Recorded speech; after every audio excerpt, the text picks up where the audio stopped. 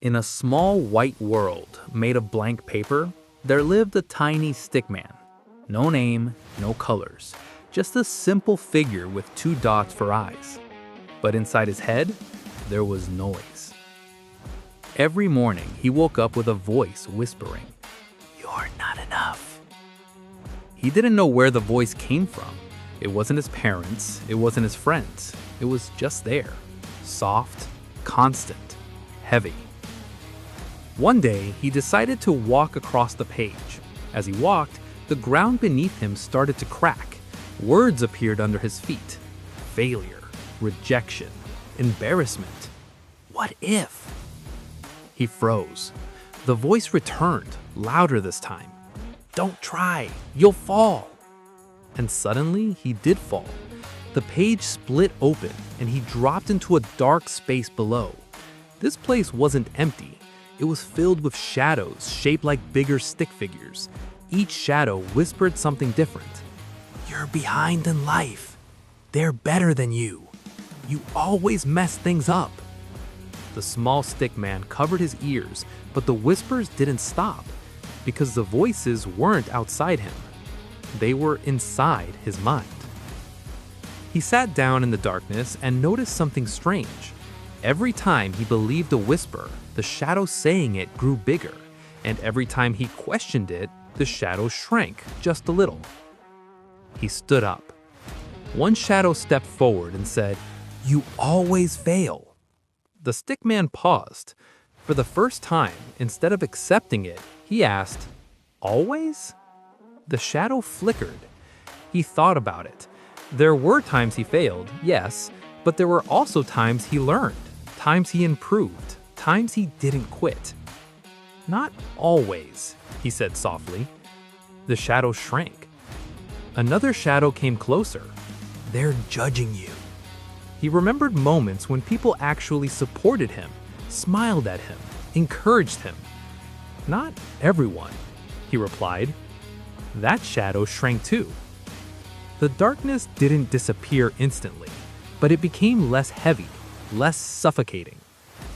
Then, something powerful happened. He realized he wasn't fighting monsters, he was fighting thoughts. And thoughts are not facts.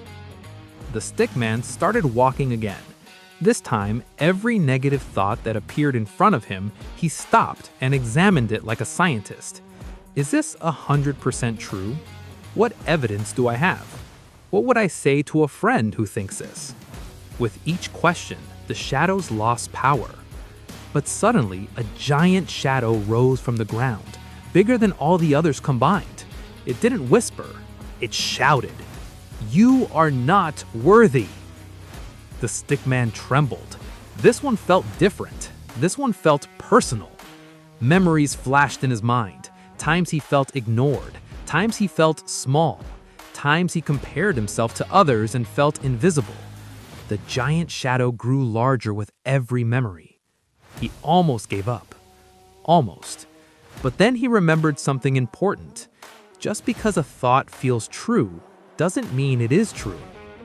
He took a deep breath. If I'm not worthy, then why am I still trying? The shadow paused. If I'm not worthy, why do I care about growing? The shadow cracked slightly. If I'm not worthy, why do I feel pain when I fail?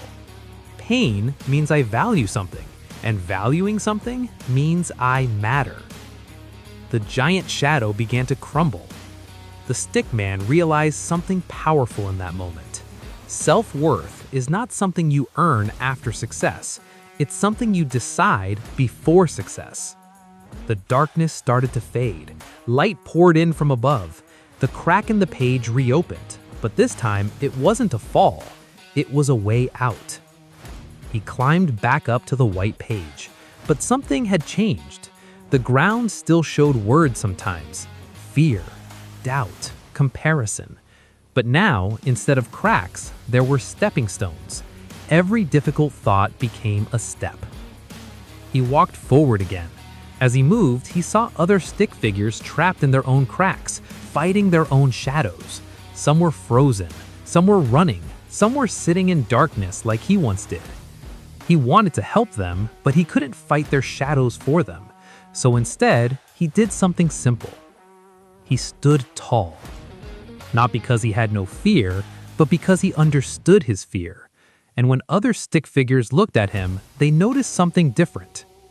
He wasn't perfect, he wasn't the biggest, but he was aware. One smaller stick figure approached him and whispered, "How did you make the shadows go away?" He smiled gently. "I didn't make them go away," he said. "I stopped believing everything they said." The smaller stick figure looked confused. The mind creates stories. Some protect you, some limit you. Your job isn't to silence the mind. Your job is to choose which stories deserve your belief. As they talked, the sky above the white page began to fill with color for the first time. Soft blue, warm yellow, gentle orange. The world wasn't blank anymore, because awareness adds color to life. The stickman kept walking, but now every step felt intentional. When fear appeared, he said, "Thank you for trying to protect me." When doubt appeared, he said, "Let's test that." When comparison appeared, he said, "Their path is not mine." He didn't eliminate negative thoughts, he changed his relationship with them, and that changed everything. Years passed on the white page. The stickman faced new cracks, new shadows, new challenges, but he never forgot the lesson from the darkness. Thoughts are visitors. Belief is a choice. One evening, as the page turned golden under a drawn sunset, the stickman sat quietly. The voice that once whispered, "You're not enough," returned, but this time it sounded different, smaller, softer. He smiled. "Maybe, but I am growing." And for the first time, the voice had nothing to say. The page didn't become perfect, but it became his.